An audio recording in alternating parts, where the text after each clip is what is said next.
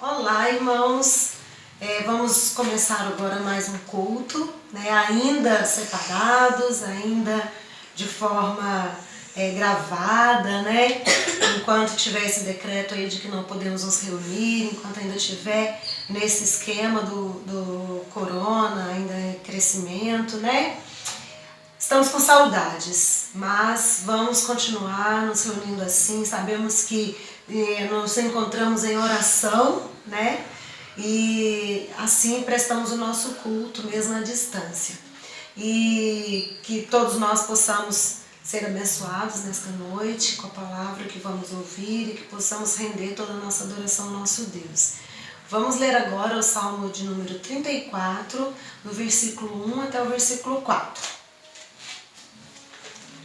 Louvarei o Senhor em todo o tempo, meus lábios sempre o louvarão.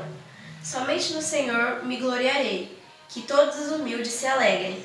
Venham, proclamemos a grandeza do Senhor, juntos exaltemos o seu nome. Busquei o Senhor e ele me respondeu, livrou-me de todos os meus temores. Irmãos, é isso, que a gente possa buscar o Senhor em todo o tempo, possamos exaltá-lo, engrandecê-lo em meio às nossas lutas, em meio a tudo isso que nós estamos vivendo, confiando que Ele pode nos dar a paz, nos dar a segurança, livrar a gente dos nossos temores. Vamos orar, a Alice vai fazer essa oração. Senhor meu Deus, eu quero te pedir a Deus que o Senhor possa estar nos ajudando a ouvir a palavra com clareza. Deus, quero te pedir que nós conseguimos entender tudo, ó Deus. Eu quero te pedir em nome de Jesus. Amém. Amém. Amém.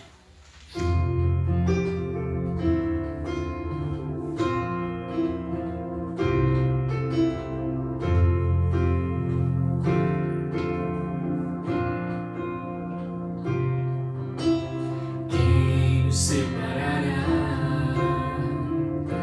do amor de Cristo? Será tribulação, angústia ou perseguição, fome ou nudez, perigo ou espada? Quem nos separará do amor de Cristo? Porque eu estou bem certo de que nem morte, nem vida, nem anjos, nem principados, nem forças do presente, do porvir, nem poderes, nem alturas, nem profundidades, nem qualquer outra criatura poderá nos separar do amor de Deus. Está em Jesus Cristo, nosso Senhor. Está em Jesus Cristo. Quem nos separará do amor de Cristo? Será tribulação, angústia ou perseguição, fome ou nudez, perigo ou espada? Quem nos separará do amor de Cristo? Porque eu estou bem certo de que nem morte, nem vida, nem anjos, nem principados, nem forças do presente, do porvir, nem poderes, nem alturas, nem profundidade, nem qualquer outra criatura poderá nos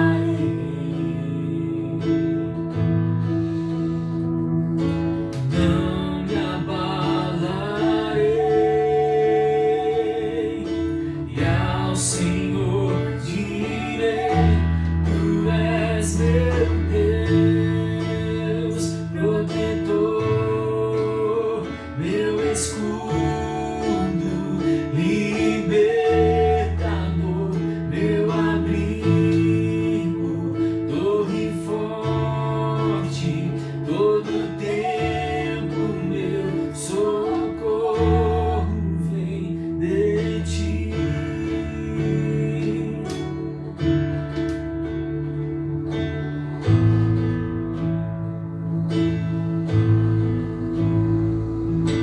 Não há outro a quem eu ame.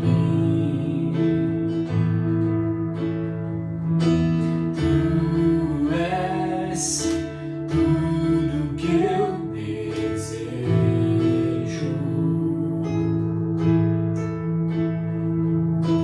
Eu me alegro em ti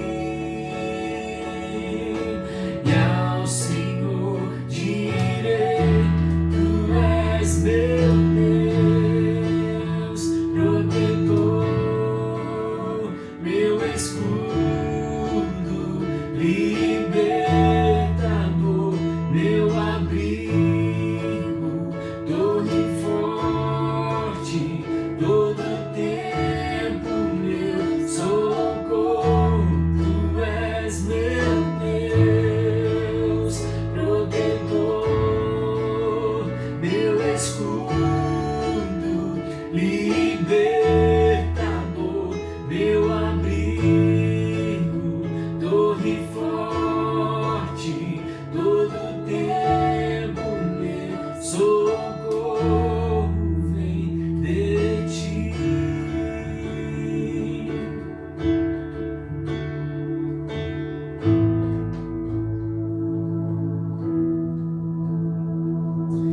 Amém. Irmãos, nós ensinamos essa canção na semana passada, essa que acabamos de cantar, e nós queremos ensinar agora outras canções também para os irmãos. Creio que alguns já conheçam, tá bom? Podem ter ouvido já. E é bom esse tempo, nós estamos tendo aí esses cultos online. Vamos aproveitar para aprender novas músicas, tá bom? Então a gente vai cantar essa música que exalta o sacrifício de Jesus, né? Exalta Jesus pelo seu amor por nós naquela cruz, Cordeiro de Deus sacrificado em nosso lugar. E nós vamos também colocar depois o link dessas músicas aqui na descrição do vídeo. Aí você pode durante a semana escutar, e escutando para você aprendendo essas músicas também, tá joia?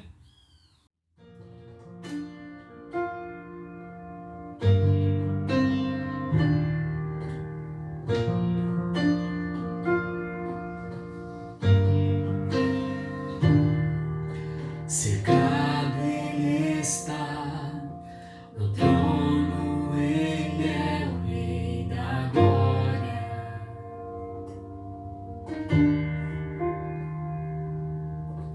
Um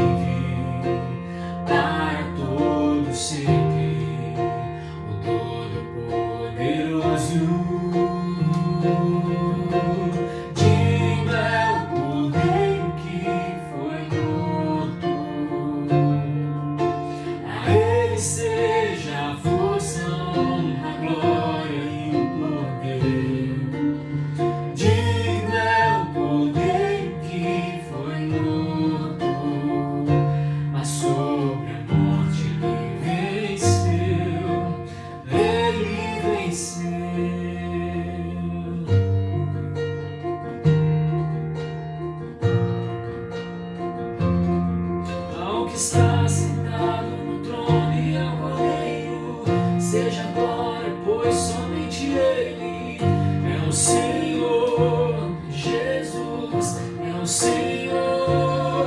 Ao que está sentado no trono e ao Cordeiro seja glória, pois somente Ele é o Senhor. Jesus é o Senhor, só Ele é santo.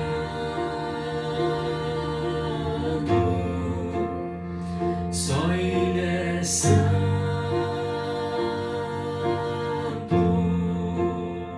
só Ele é santo,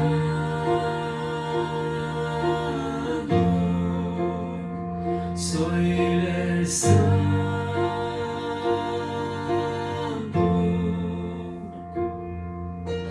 Digo é o Cordeiro que foi morto. A Ele seja a força, a honra, a glória e o poder. Digo é o Cordeiro que foi morto. A sobre a morte Ele venceu. Ele venceu.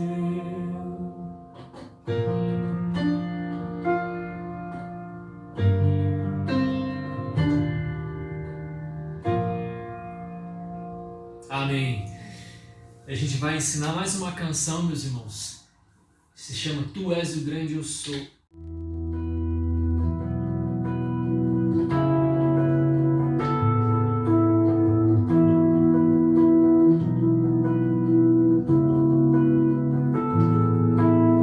Tu és o grande eu sou, teu nome é santo, puro, Cordeiro de Deus, teu nome é santo.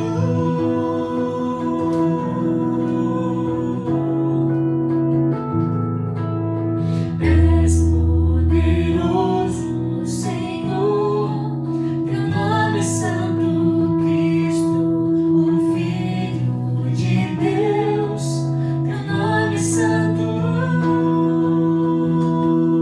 Só em ti seguro estou e perdoado sou. Em teu nome, só em ti tudo posso sofrer e permanecer. Em teu nome.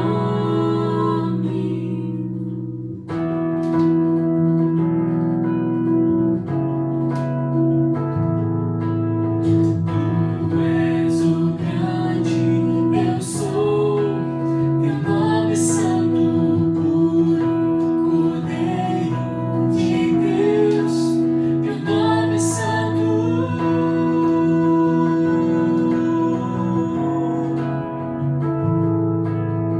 És poderoso, Senhor, teu nome é santo, Cristo, o Filho de Deus, teu nome é santo. Só em ti seguro estou e perdoado sou.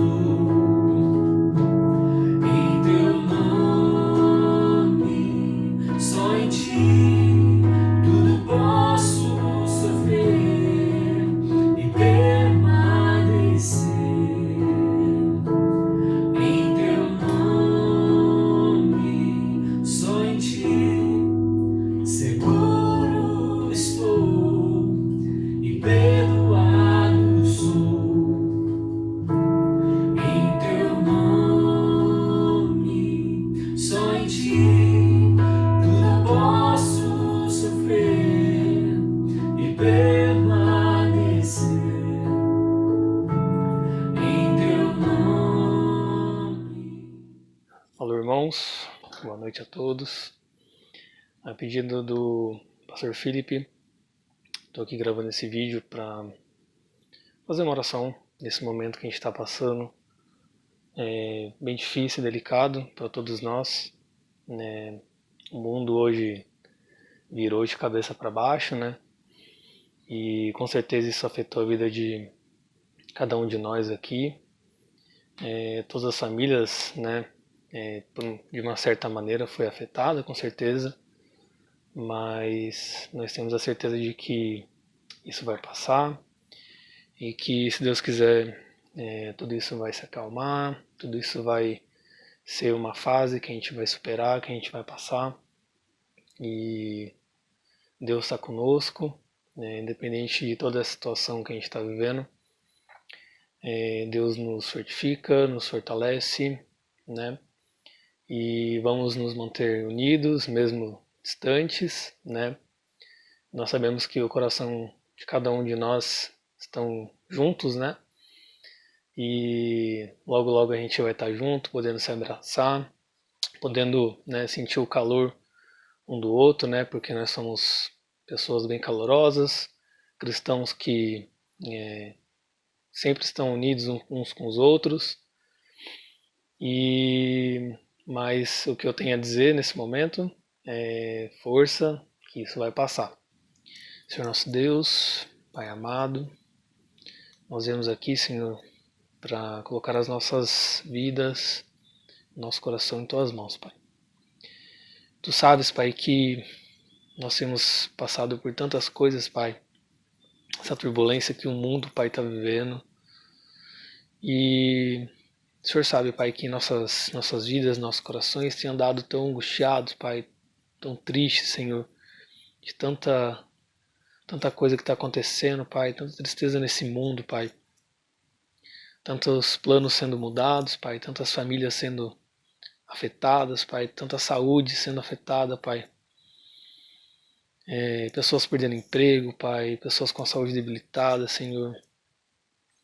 Mas nós sabemos, Pai, que diante de tudo isso, Pai, diante de toda essa turbulência, Pai, diante de todas essas situações, Pai, que estamos passando, o Senhor é o nosso Deus onipresente, Pai, onipotente, que nos certifica e nos fortalece, para que possamos estar firmes na rocha, firmes na palavra, e esperançosos de que o Senhor virá e voltará, para que possamos viver contigo, Pai, pelo resto das nossas vidas, Senhor.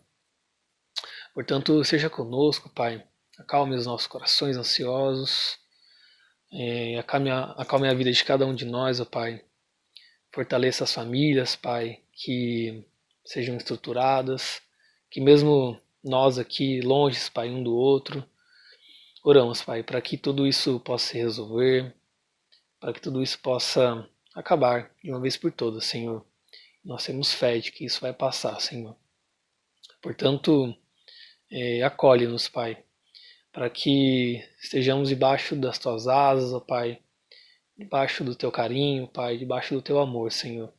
Porque somente isso nos estrutura, somente isso nos dá força, Pai, para que possamos continuar vivendo dia após dia, Pai.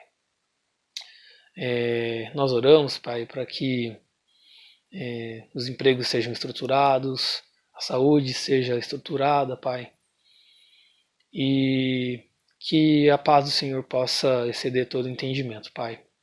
Guie-nos, Pai, nos caminhos, Pai, de verdade, guie-nos, Pai, nos caminhos de justiça, Pai, e acalme, Pai, o nosso coração tão aflito, Pai. Nós oramos, Pai, e colocamos as nossas vidas em Tuas mãos. Em nome de Jesus, amém. Que Deus fortaleça vocês, fiquem em paz e fiquem com Deus. Abraço, irmãos. Até mais. Oi, meus irmãos, boa noite. Mais uma vez, estou aqui com o maior prazer para compartilhar a palavra de Deus com cada um de vocês. E eu espero que Deus nos fortaleça mais uma vez. Hoje nós vamos continuar a mensagem que nós começamos na semana passada, em Hebreus capítulo 11. Teremos hoje a segunda e última parte dessa mensagem, falando sobre fé. Vamos continuar falando disso hoje. Nós fomos, na semana passada, até o verso 16 do capítulo 11 de Hebreus. E hoje nós vamos do 17 em diante, ok? Embora nós já tenhamos estudado o início, nós vamos ler todo o capítulo novamente agora, ok? Desde o verso 1, para nós nos lembrarmos e também para pegarmos o contexto todo, ok? Então, abra comigo a sua Bíblia em Hebreus 11 e vamos fazer a leitura. diz assim: a fé é a garantia do que se espera e a prova do que não se vê, pois por meio dela os antigos alcançaram a aprovação. Pela fé entendemos que o universo foi criado pela palavra de Deus, de modo que o visível não foi feito do que se vê.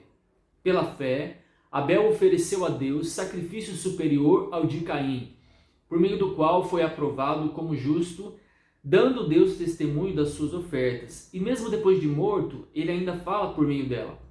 Pela fé, Enoque foi arrebatado para não experimentar a morte, e não foi achado, pois Deus o arrebatara, visto que, antes de ser arrebatado, havia sido aprovado por agradar a Deus. Sem fé é impossível agradar a Deus, pois é necessário que quem se aproxima de Deus creia que Ele existe e recompensa os que o buscam. Pela fé, Noé, temente a Deus, construiu uma arca para a salvação da sua família, quando advertido sobre coisas que ainda não se viam. Por meio da fé, condenou o mundo e tornou-se herdeiro da justiça segundo a fé. Pela fé, Abraão obedeceu quando foi chamado, partindo para um lugar que receberia por herança, e partiu sem saber para onde ia. Pela fé, peregrinou na terra da promessa, como se fosse terra estrangeira, habitando em tendas com Isaque e Jacó, herdeiros com ele da mesma promessa. Porque ele esperava a cidade que tem fundamentos, da qual Deus é o arquiteto e construtor. Pela fé, até a própria Sara, que era estéril e de idade avançada, recebeu o poder de conceber um filho, pois considerou fiel aquele que lhe havia feito a promessa.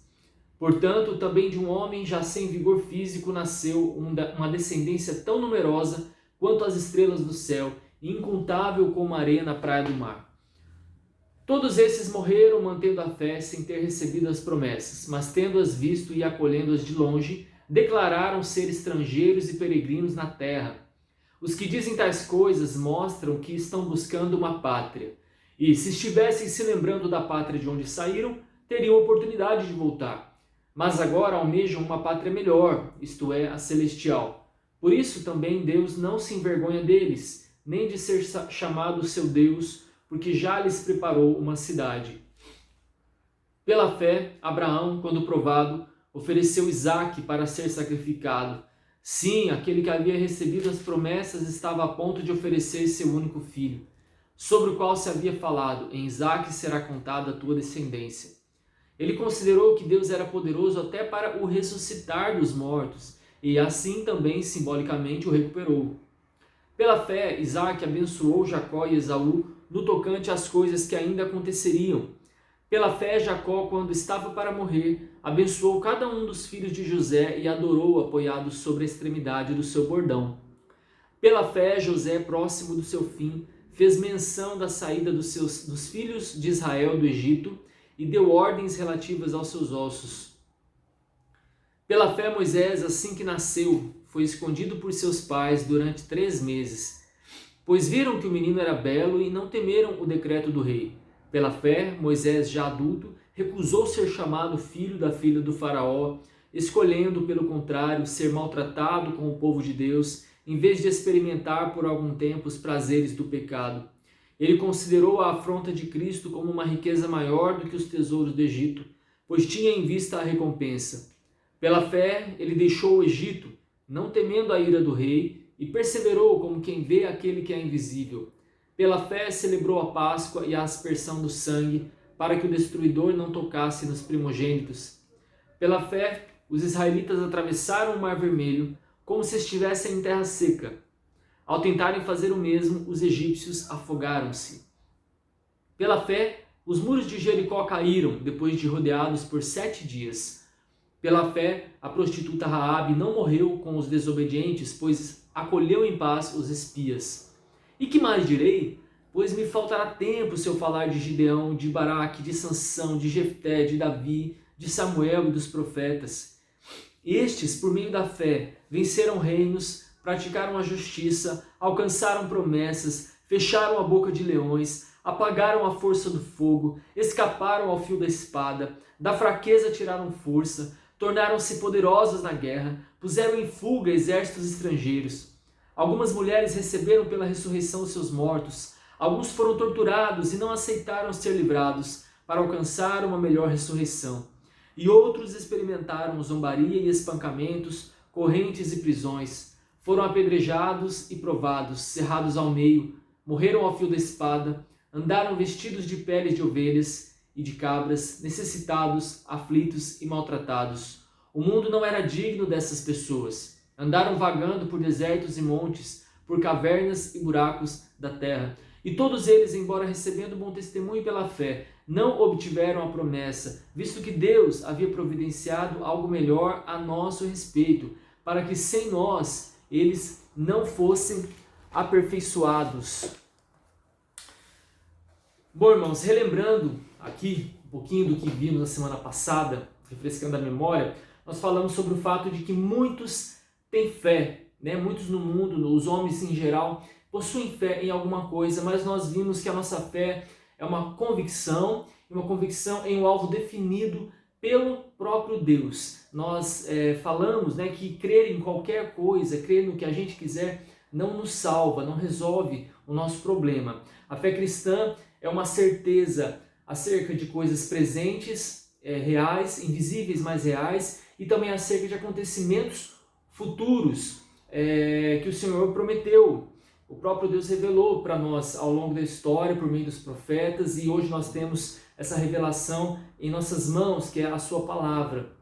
Então nós sabemos do futuro baseados no que o próprio Deus falou para nós. E por meio dessa fé também, quando nós cremos em tudo que Deus falou, quando nós cremos no seu Filho que Ele enviou, nós temos aprovação divina. Por meio da fé nós somos aprovados. Sempre foi assim, no Antigo Testamento também. Sempre foi pela fé que nós somos acolhidos por Deus.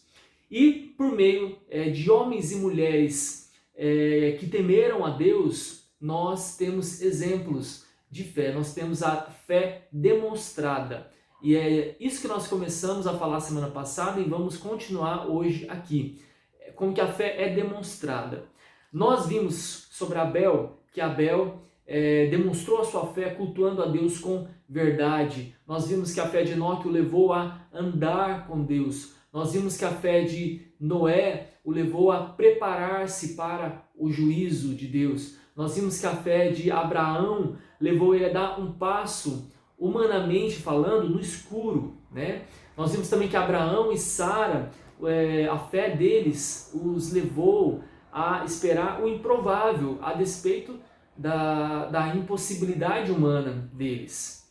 A fé dos patriarcas levou eles a viverem sabendo o que eles queriam. Eles tinham plena convicção do que eles estavam buscando na vida, qual era o alvo da vida deles. Eles queriam uma pátria celestial, e eles morreram crendo que receberão isso, receberão esse presente de Deus. E o objetivo de nós lermos esses nomes, essas histórias todas, meus irmãos, não é que nós idolatremos essas pessoas, mas que nós sejamos estimulados, que nós sejamos encorajados, que nós nos identifiquemos com eles, inspirados na nossa caminhada, afinal, são gente como a gente. E nós vamos ver hoje, então, mais demonstrações de fé, meus irmãos, para nos fortalecer aqui nessa mensagem.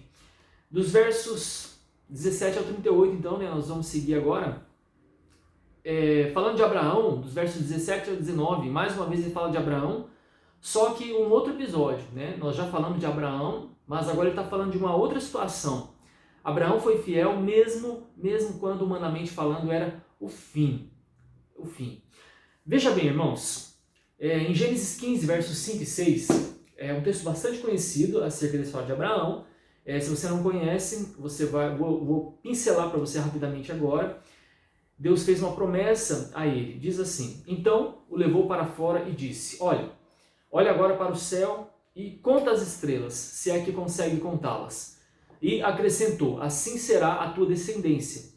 E Abraão creu no Senhor, e o Senhor atribuiu-lhe isso como justiça. Temos aqui então uma promessa, e Abraão creu nessa promessa. Mas tem um detalhe nessa história que torna essa fé uma fé virtuosa, que torna essa fé diferente, que é o fato que Sara era estéril, né? Porque essa fé é tão especial de Abraão, porque ele creu quando sua esposa era estéril, ele creu quando eles eram idosos, certo?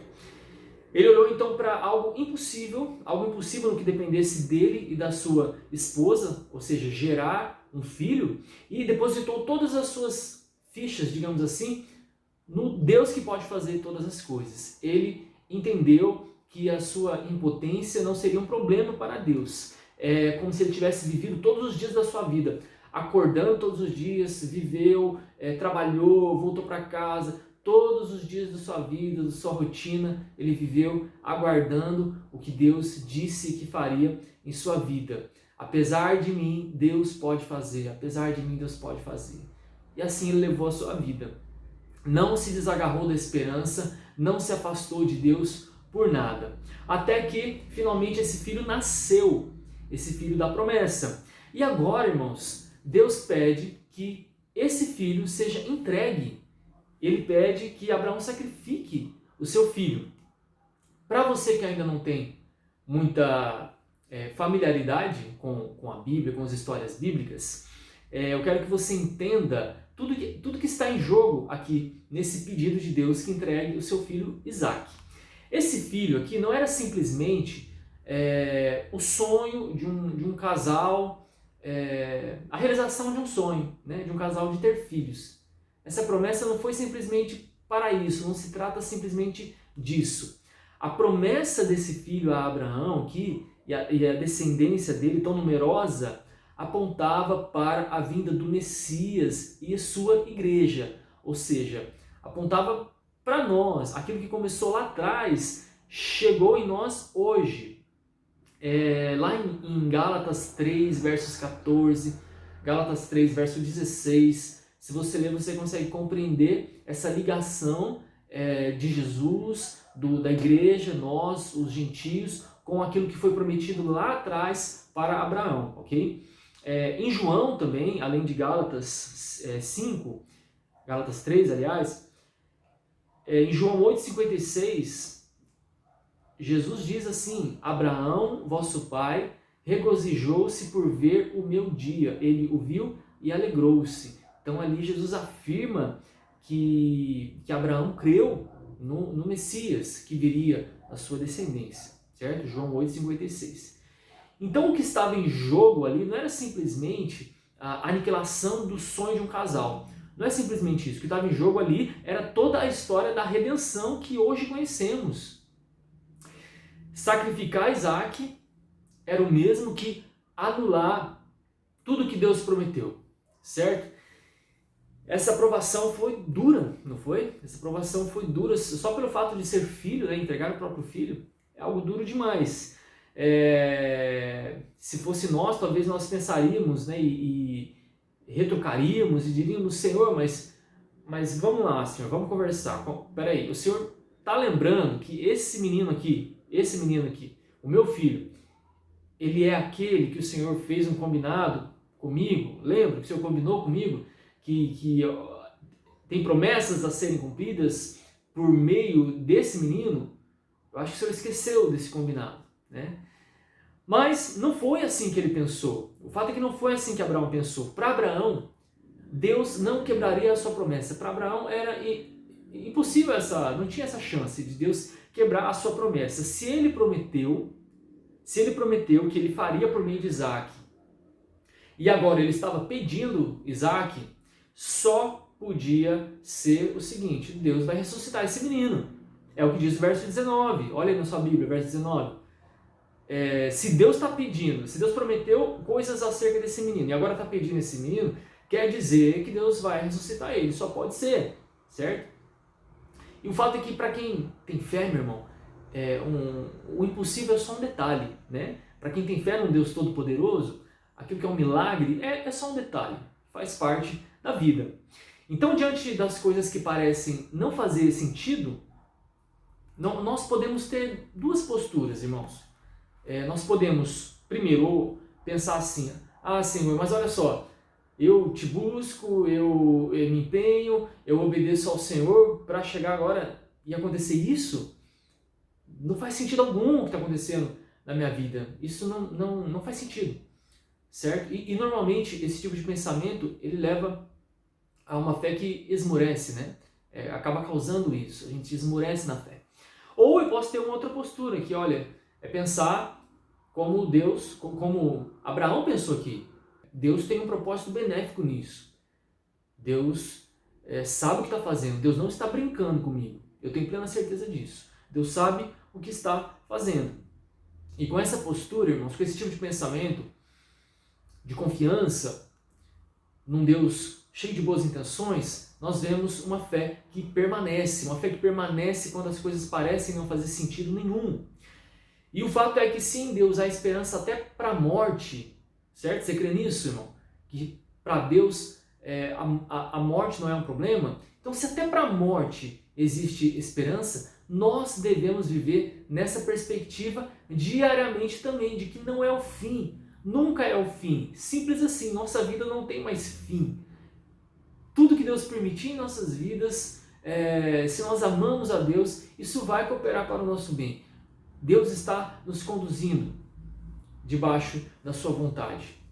Então, esse foi sim um teste de fé pesado para Abraão, foi difícil, e por isso ele está aqui como uma referência para nós, apesar de ser uma pessoa normal, uma pessoa comum e uma pessoa com defeitos assim como você e como eu. Mas o fato é que a fé, de verdade, ela nos capacita. Por mais louca que a situação seja, irmão, a fé nos capacita a fazer sacrifícios, ainda que seja algo caro para nós. Ela nos capacita à disposição de sacrifícios, ainda que seja caro, ainda que humanamente falando não faça sentido algum para nós. E eu pergunto, a sua fé se parece com a de Abraão? Pergunta difícil, né? Sua fé se parece com a dele? De 0 a 10, dá uma nota aí para a sua fé. Nesse sentido aí, tem essa identificação? Seguindo o texto, irmão, nós vemos que a fé se manifesta, ela é demonstrada aí, agindo de acordo com o que se espera, agindo no presente, vivendo no presente, de acordo com aquilo que cremos que acontecerá no futuro. E nós vamos falar de Isaac, Jacó e José aqui, nesse ponto. Isaac, versículo 20, aí nós vemos que Isaac abençoou seus filhos convicto do que aconteceria por meio deles. Os planos de Deus se desenrolariam aí conforme prometido ao seu pai Abraão, agora na vida dos seus filhos. Continuaria se desenrolando na vida dos seus filhos. Ele não chegou a ver isso em vida, não chegou a ver os planos de Deus se cumprindo na vida dos seus filhos, mas ele morreu crendo nisso.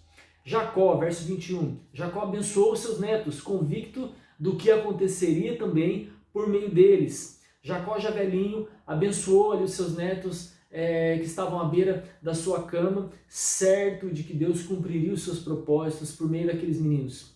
José, verso 22, no fim da vida pediu aí que os seus ossos fossem levados, transportados para o Egito, quando o povo então saísse do Egito e fosse para a terra prometida. Detalhe aqui, irmãos, é que isso aconteceu, o êxodo aconteceu muito tempo depois. José já tinha morrido e ele enxergou pela fé o êxodo. José enxergou, ele creu que isso de fato aconteceria, tanto que deu ordens para que quando o povo fosse finalmente, os seus ossos fossem levados juntos e ele fosse enterrado então na terra prometida. Tamanha a certeza que ele tinha. Então é assim que a fé se comporta, meu irmão. É assim que a fé se comporta. É aquela pessoa que se prepara, que prepara a terra antes quando não tem nenhuma nuvem no céu, nenhum sinal de chuva, mas ela crê que a chuva virá, por isso ela se prepara a terra para a chuva vir. Não deixe de crer, irmão. Não fique endurecido, não fique desanimado por não ver certas coisas acontecerem, assim como José também não viu o êxodo acontecer, mas ele tinha certeza que aconteceria. Então fazer a sua parte como um cristão movido por fé não é em vão jamais, ainda que você não veja os resultados. E isso pode ser aplicado, irmão, em tantos e tantos detalhes do nosso dia a dia. Ainda que você não viva, por exemplo, o bastante para ver os resultados do seu trabalho, os resultados das suas palavras, das suas instruções, o resultado da sua influência na vida dos seus filhos, na vida dos seus netos, ainda que você não viva, ainda que nós não vivamos para ver os resultados como igreja lá na Livre Acesso em 2060, ainda que nós não vivamos para ver o resultado do empenho, do serviço, do sacrifício, do investimento, do serviço na obra de Deus na vida dos membros lá em 2060, por exemplo, na Livre Acesso. Ainda assim, precisamos crer que a palavra de Deus não volta vazia, a palavra de Deus cumprirá os seus propósitos e nosso trabalho não será em vão. Deus fará o que Ele tem para fazer nas próximas gerações. Cumpre a nós viver hoje com fé, com certeza. Êxodos na vida de muitas pessoas acontecerão no futuro, meus irmãos, na vida de muita gente ainda.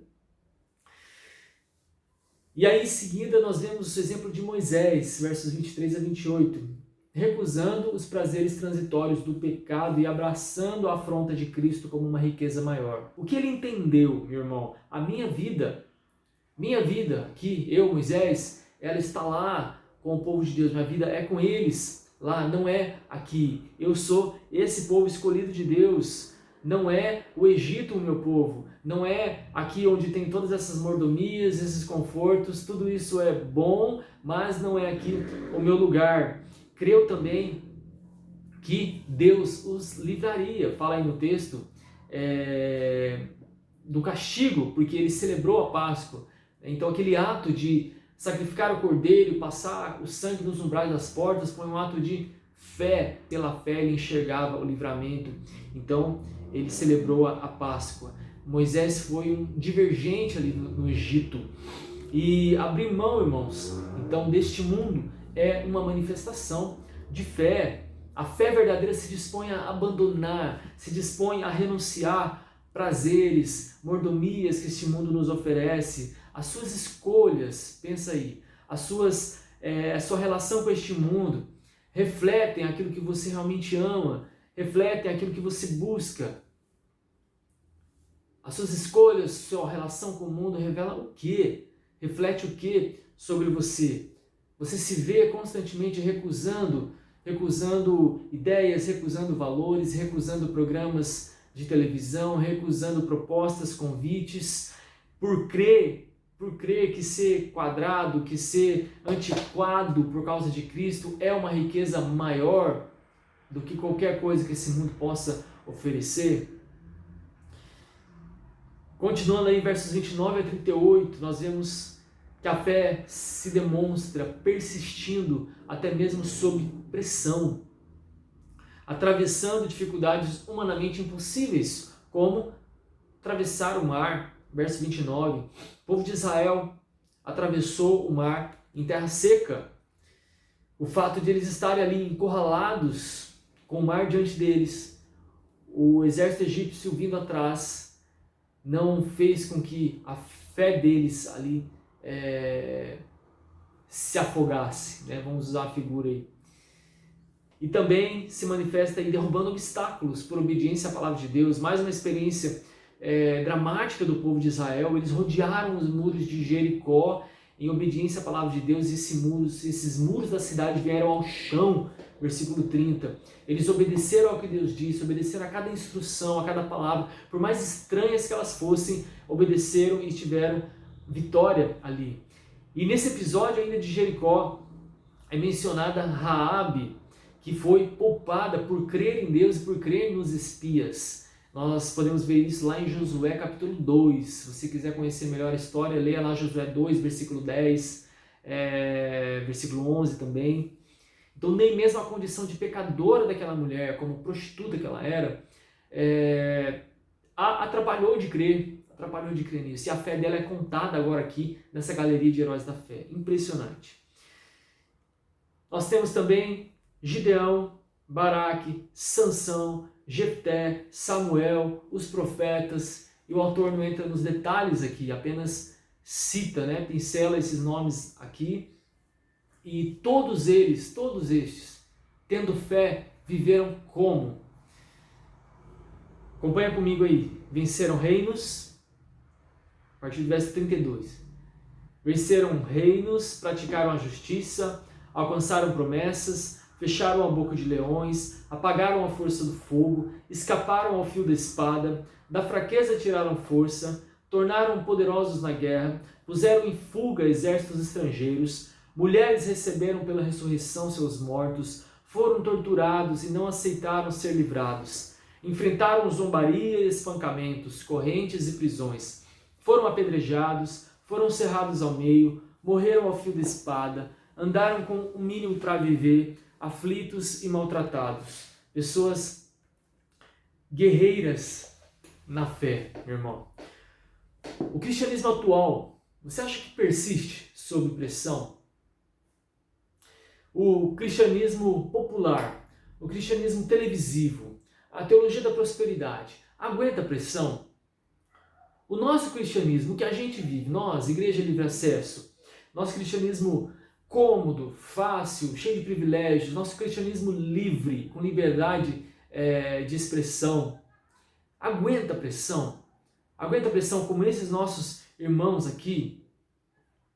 Nós, aqui no Brasil, estamos longe de viver coisas parecidas como as dessa lista, graças a Deus, mas é fato que hoje, ainda em 2020, cristãos estão vivendo dessa maneira, como por exemplo na Coreia do Norte, os crentes vivem dessa forma, sofrendo, muitos são colocados em campo de trabalho forçado quando descobertos, e inclusive tem uma história que eu quero compartilhar com os irmãos, relatada por uma missão chamada Portas Abertas, Missão Portas Abertas, uma agência missionária, e eu vou até colocar o link aqui embaixo, na descrição do vídeo, para você assistir depois, veja lá, muito interessante.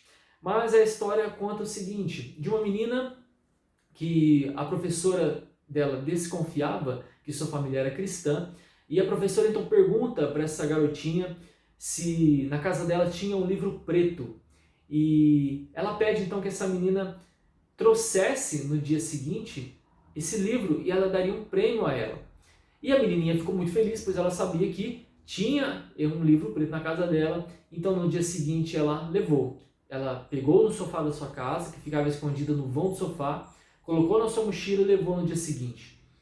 Quando ela mostrou para a professora, ela foi levada à direção da escola e desde então essa garotinha nunca mais viu seus pais. Por esse motivo, na Coreia do Norte hoje, muitos cristãos que são cristãos em segredo, eles não compartilham sua fé com seus filhos por medo de as crianças entregarem os pais. Muitas bíblias, irmãos, chegam na Coreia do Norte clandestinamente, porque é proibido, então muitas chegam, muitas vão da China, colocadas dentro de sacos de arroz e transportados então para lá. Então essa é a situação que temos irmãos vivendo hoje, a fé. E eu pergunto para você, tem bravura na sua fé? Tem ousadia? Tem coragem? Tem firmeza? Sua fé é implacável? Ela aguenta a pressão? Ela permanece sob pressão, como nessa lista, ou como muitos dos nossos irmãos vivendo sob pressão ainda hoje? Com essa lista, nós aprendemos, irmãos, que o sofrimento, que o fato de pessoas ou circunstâncias serem contra nós, não justifica desânimo, não justifica vitimismo, não justifica concessão ao pecado, não justifica dar as costas para Deus. Não é assim que a fé se comporta.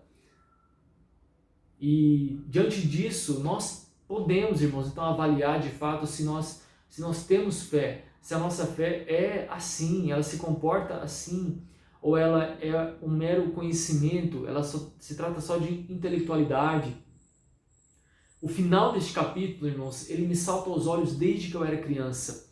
Sempre me chamou muita atenção e me marcou bastante.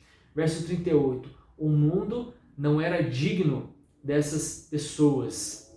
Em outras palavras, está dizendo que foi um presente para o mundo, foi um privilégio para o mundo, foi uma graça para o mundo ter essas pessoas pisando aqui, receber essas pessoas.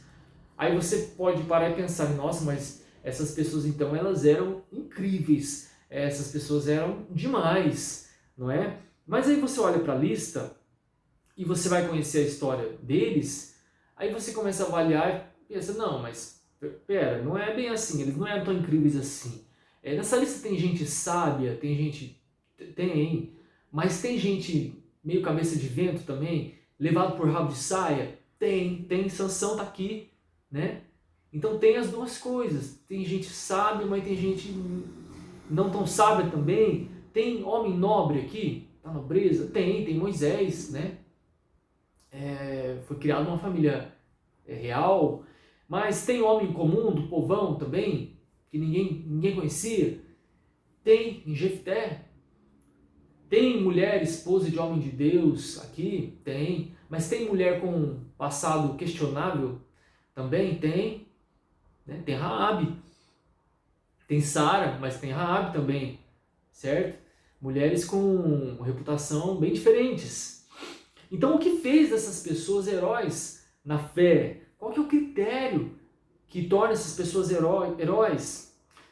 O que faz essas pessoas, irmãos, verdadeiros heróis, o que fez deles um presente para o mundo, um privilégio para o mundo, não foi a desenvoltura deles, não foi o patrimônio que eles acumularam na terra, mas não foi nem sequer a garra que eles tiveram. Não é por isso que eles são contados aqui como heróis na fé, embora tudo isso possa fazer parte do processo, da caminhada deles, possa fazer parte da vida deles. O que todas essas pessoas aqui têm em comum, embora sejam tão diferentes, de classes sociais diferentes, de épocas diferentes, é a fé de que o prêmio final, que a chegada valeria a pena qualquer dificuldade na jornada. O prêmio final valia a pena e por isso eles tinham força para continuar. E para caminhar para o final, meus irmãos, aqui, versos 39 e 40, a fé se manifesta sendo paciente. Usando uma figura, meus irmãos, a fé é como um ônibus que está passando na história, na jornada aí da história, e no qual estão entrando vários e vários passageiros que creem, e esse ônibus está levando todos esses juntos para o mesmo lugar, e todos chegarão juntos nesse lugar que Deus prometeu.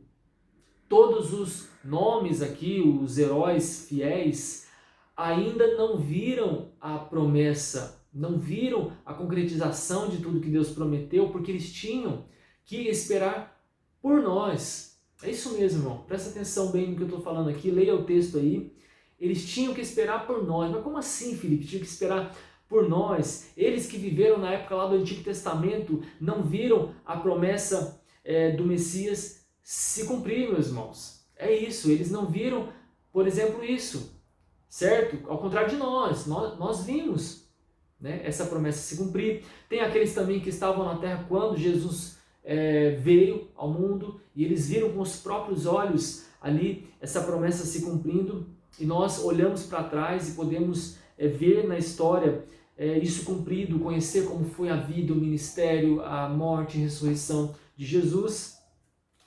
Mas eles no Antigo Testamento não, irmãos, eles não viram nem com os próprios olhos e nem olharam para o passado e viram também a história contando isso. Eles olharam para o futuro e creram que o Messias viria, mas não viram o cumprimento dessa promessa enquanto vivos. E não viram também, meu irmão, o cumprimento dessa cidade celestial. Assim como agora nós também não vimos. Isso nós temos em comum com eles, do Antigo Testamento. Tanto eles como nós ainda não vimos a cidade celestial. Aí você pergunta, mas eles que já morreram, eles não estão na cidade celestial? Eles não viram, não estão experimentando a cidade celestial?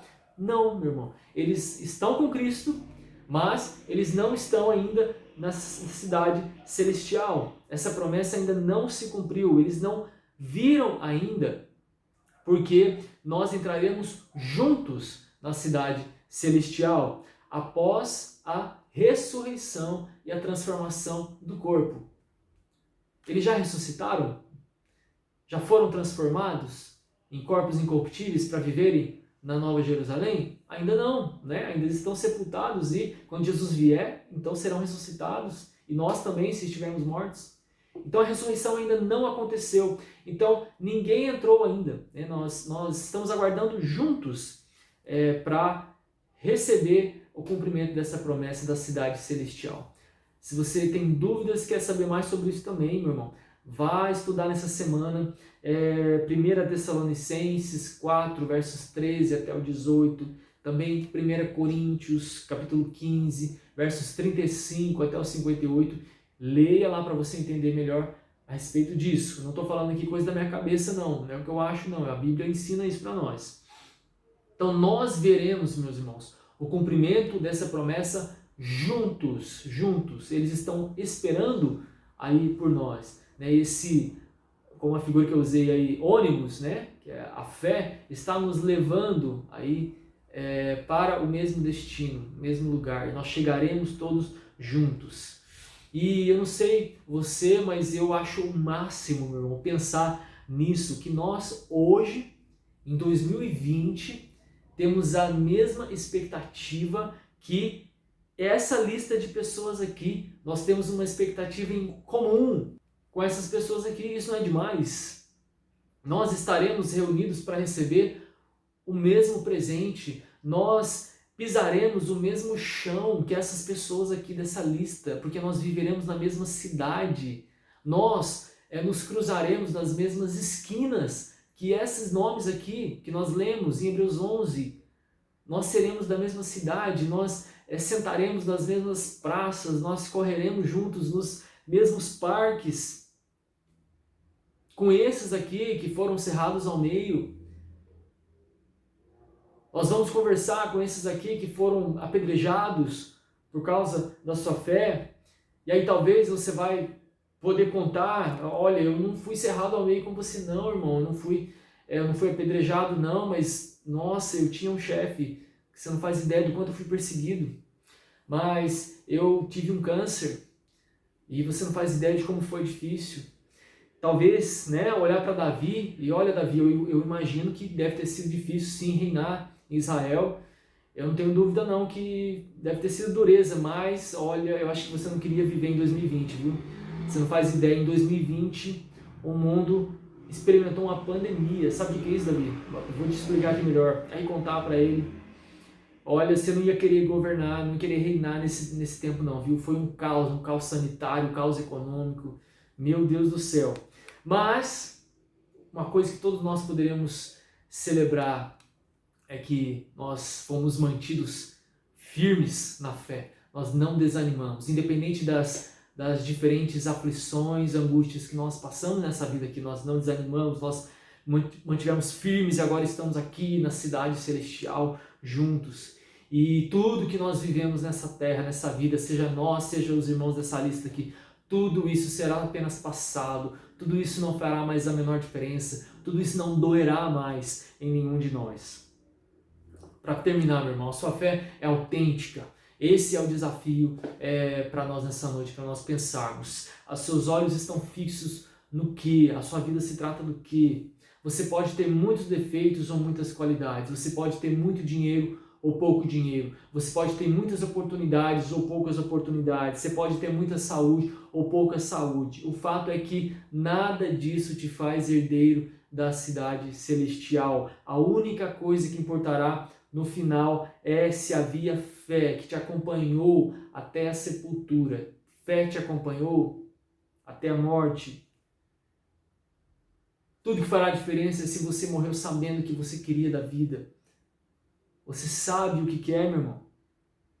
O Tim Keller conta uma ilustração acerca da fé que nos ajuda a pensar mais sobre isso, que é o seguinte: eu posso saber que uma ponte sustenta o meu peso, que ela aguenta o meu peso. Mas outra coisa é eu pisar nela. Para atravessar do outro lado, não basta saber, ter a informação que a ponte aguenta meu peso. Para eu atravessar do outro lado, eu preciso pisar nela e eu preciso caminhar sobre ela, ou seja, eu preciso confiar. Preciso dar um passo além do intelecto. É disso que se trata a fé. Irmãos, mais do que nunca, é tempo de nós tirarmos a fé do intelecto e colocarmos ela na vida prática, vivermos ela nesses dias tão difíceis que são os nossos. Fé não é fugir da realidade, Fé não é negar os fatos. Fé não é ignorar as impossibilidades. A fé não é irracional, não é uma fantasia. Como diz John Stott, a fé não é como quando a gente assobia no escuro, né, para esquecer o medo. Não é isso. Mas sim nos lembrar, fé é nos lembrar o que é que nós queremos da vida, que quem prometeu é fiel para cumprir e que o prêmio final, que a chegada fará ter valido a pena qualquer coisa na jornada. Ter fé é isso, meu irmão. É ter convicção de coisas maiores, convicção de um Deus maior, acima de tudo que nós vemos com os olhos naturais. Por isso eu não desanimarei, por isso eu seguirei firme. Stuart Olyott diz que enquanto o mundo de todos está em colapso, o nosso quase nem começou, meu irmão. O nosso quase nem começou. Em Hebreus 10:35 diz: portanto, não jogueis fora a vossa confiança, ela vos trará uma grande recompensa. Vamos seguir nessa fé, meu irmão, em nome de Jesus. Irmãos, vamos orar? Senhor, não há outro fiel como o Senhor. O que o Senhor fala se cumpre. Por sua palavra tudo foi criado, por sua palavra tudo se mantém existindo, por tua palavra tudo terá um fim um dia. Nós cremos no teu domínio sobre todas as coisas. Jesus Cristo está assentado sobre o trono, reinando e virá em glória. E nós nos submetemos alegremente ao teu domínio, Senhor Jesus. Nós celebramos a tua vitória e aguardamos o grande dia da tua vinda e suportamos com paciência as tribulações, Senhor, com a tua graça, com o auxílio do teu Santo Espírito dado a nós para nosso auxílio na caminhada. Senhor, nós entendemos plenamente que não somos dignos do teu reino que vem, não somos dignos de sermos cidadãos desse reino. E nós te agradecemos então pela tua misericórdia que nos alcança, agradecemos pela graça, pelo teu amor demonstrado naquela cruz, tão grande amor, Senhor, demonstrado por cada um de nós pecadores. Louvado seja o teu nome e nós então nos humilhamos diante de ti porque sabemos que não somos merecedores, mas louvamos a tua gloriosa graça, Senhor, que nos alcançou. Nós também pedimos que o Senhor nos ajude a te imitar, Senhor Jesus, em teus sofrimentos. O Senhor foi até as últimas consequências por amor de nós. Ensina-nos, ó Deus, ajuda-nos a irmos até as últimas consequências por amor a ti também, Senhor. Esse é o nosso desejo. Fortalece-nos na caminhada, que nós não venhamos a desmaiar na caminhada, Senhor. Ajuda-nos a nos manter de pé, em nome de Jesus. E que esse tempo também, Senhor, seja um tempo que nós, o teu povo, sejamos ousados, corajosos. Levanta a tua igreja, Senhor. Encoraja-nos, ó Deus, que teu Espírito Santo traga avivamento para as nossas vidas. Ó Deus, ajuda-nos a sair do comodismo, ajuda-nos a sair da nossa frieza, do egocentrismo. Ó Deus, que seja um tempo para nós a abraçarmos a tua missão como nunca, Senhor, e anunciarmos o teu amor, anunciarmos que o teu reino vem, anunciarmos que o dia do juízo vem. Ó Deus, usa-nos em nome de Jesus nessa terra como voz profética, Senhor, como tua igreja. É a nossa oração, gratos por tudo que o Senhor é e gratos pelo que nos tornamos pela tua graça. Em nome de Jesus, amém.